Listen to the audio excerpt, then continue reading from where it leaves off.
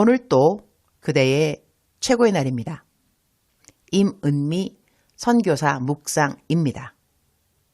2020년 12월 5일 토요일 최고의 날. 우리는 위로가 필요합니다. 역대상 7장. 어제는 참으로 마음 짠한 헌금이 들어왔다. 헌금을 보내신 분이 보낸 글은 아래와 같다. 아무 곳에나 쓰셔도 되지만 아이들이 맨발로 다니거나 낡은 신발을 신는 것 같아서요. 저는 걷지 못하니 신발이 필요 없지만 아이들이 신발 신고 제 목까지 마음껏 뛰어다니면 좋겠다 싶어서요.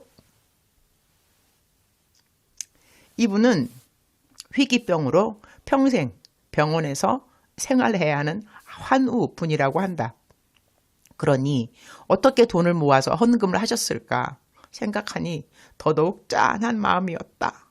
안 그래도 우리 아이들 천국 어린이잔치 모임을 3주간 쉬게 되면서 아이들 방학하는 날 선물을 무엇으로 준비할까 했는데 이분이 보내주신 헌금이 신발 사주라는 헌금이니 보내주신 헌금으로는 약 100명의 아이들에게 신발을 사줄 수 있으니 아이들은 400명가량 될 테니 300명은 5,000원 계좌 헌금에서 보태면 될 거라는 생각이 들었다.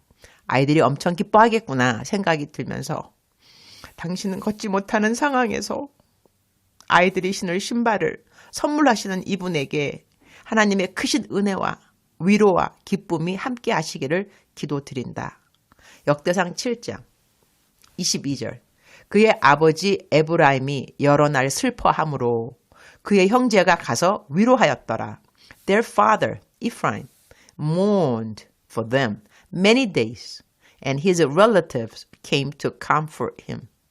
위로하였더라 하는 말씀이 마음에 와닿는다.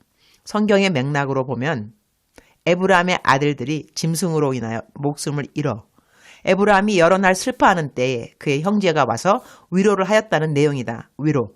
우리 모두에게 필요한 것 아닐까? 서로를 위로하는 시간. 위로할 수 있는 시간이 항상 있는 것은 아닌 것 같다. 위로해 줄 수 있을 때 위로를 해 줄 수 있으면 좋겠구나. 그런 생각을 한다. 어제는 이런저런 일로 내가 위로를 했던 분들에게 위로받았음에 대한 감사 문자가 많이 왔다. 그분들이 딱 필요한 시간에 위로를 받았던 것 같다. 하나님이 생각나게 해준 사람들, 그리고 위로의 방법으로 내게 허락하신 것들 모두 다 잘 사용한 것 같다. 그들의 감사로 인하여 하나님이 영광 받으셨음을 감사, 왕감사. 하나님은 우리가 서로서로를 위로하면서 모든 그리스도인들이 이 땅에서 신앙생활을 견고히 잘하기를 원하신다고 나는 믿는다. 주님, 오늘 또 최고의 날입니다. 코로나로 인해 많은 사람들이 우울해 있고 재정의 어려움을 겪는 분들도 한두 사람이 아닌 것 같습니다. 사람들의 위로는 잠깐이겠지만 그래도 그 위로들이 지렛대 역할을 해서 하나님의 더 큰 사랑을 깨닫고 하나님의 완전한 위로를 받게 되기를 기도합니다. 오늘도 위로가 필요한 모든 분들을 주님 일일이 찾아가 주시옵소서. 토닥토닥 해주시고 필요한 물질을 공급해 주시고 필요한 건강을 허락해 주시고 주님이 하실 수 있는 방법으로 위로가 필요한 모든 주의 백성들을 만나 주옵소서. 그리고 우리들도 주님이 하시는 위로 사역에 옆에서 도움이 될 수 있는 만큼 최선의 도움을 드릴 수 있도록 저희들을 사용하여 주옵소서.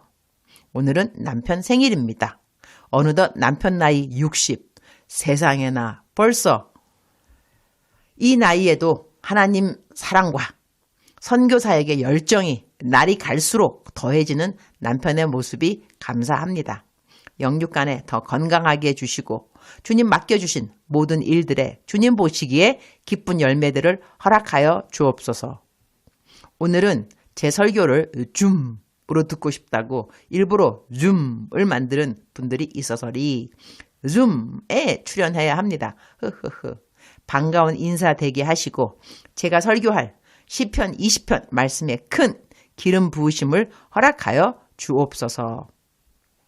주님 사랑합니다. 주님 감사합니다. 오늘 또 우리 주님 저를 보시면서 하루 종일 기쁘시면 참 좋겠습니다. 사랑하는 그대여. 사랑하는 그대여. 대답하고 계시죠? 사랑하는 그대여. 오늘 제 묵상이 짧습니다. 묵상이 짧은 날은 제가 미니 설교 하는 거 알고 계시죠? 제가 아프리카 선교 온 지 26년째라 그랬는데요. 와서 한 10년 됐을까? 정확하게 기억은 안 나는데 제가 이렇게 사랑했던 후배 선교사가 있었어요. 근데 좀 중간쯤 돼서 좀 내가 섭섭한 일이 있었어요. 섭섭한 일이 있어서 에휴 이제는 잘해주지 말아야 되겠다. 뭐 위로 뭐 그런 격려 그런 것도 해주지 말아야지. 뭐 그런 생각이 들은 적이 있었어요. 그랬는데 어느 날 눈물 날라 그러네. 좀 마음이 바뀌었죠. 그래서 내가 사는 곳이 이제 리무르라고 좀 시골이에요. 나이로비 가려면 한 1시간 걸리거든요. 운전해서. 그러니까 나이로비 가면은 보통 장을 좀 봐오죠. 한국 음식도 다 나이로비 그쪽에서 파르니까 떡 같은 거, 떡볶이 떡. 내가 생각할 때는 떡볶이 떡이었던 것 같아요. 그걸 내가 가지고 이제 그 후배 선교사 그 집이 우리 집 지나가는 길이었거든요. 들려서 내가 사갖고 온 떡볶이 떡을 주려고 그랬어요. 그랬는데 들려보니까 한국 가가 없는 거예요. 근데 한국 간지도 몰랐죠. 그러니까 그때 사랑해 줄 수 있을 때 위로해 줄 수 있을 때 좀 더 해줄 걸. 왜 내가 마음을 이렇게 좁게 가졌을까. 그런 후회가 되더라고요. 그래서 그때 배웠던 것이 사랑하는 것도 위로하는 것도 항상 할 수 있는 것이 아니구나. 때가 있는 거구나. 사랑할 수 있는 때, 위로할 수 있는 때, 격려할 수 있는 때, 사랑하는 그대여. 우리 모두가 이 위로가 필요한데요.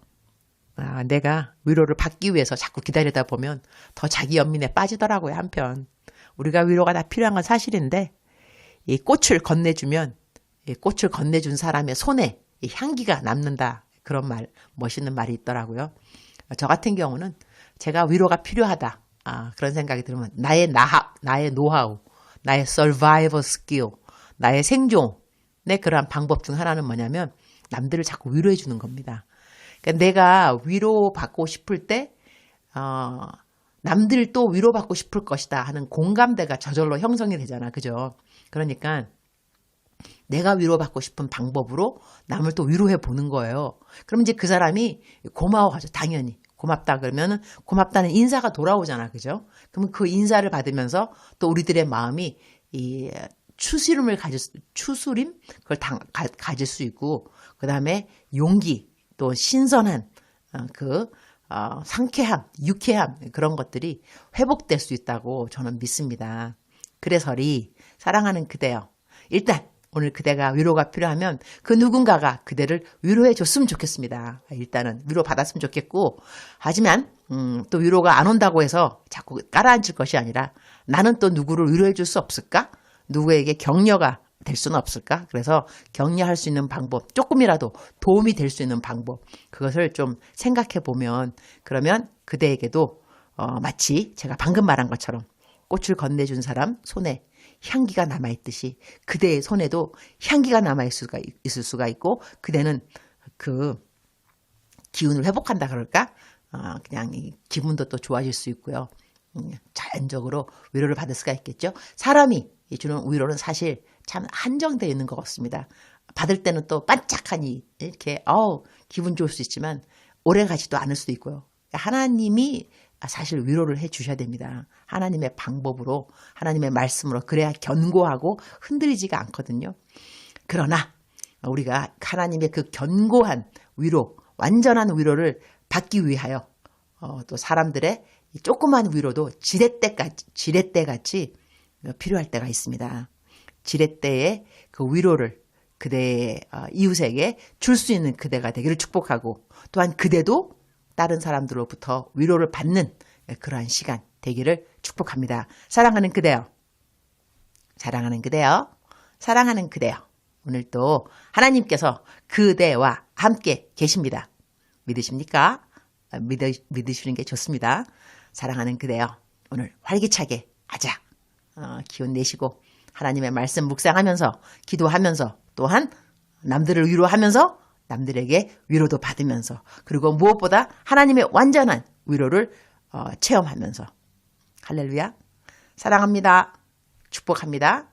오늘 또 그대의 최고의 날입니다. 사랑하는 그대여.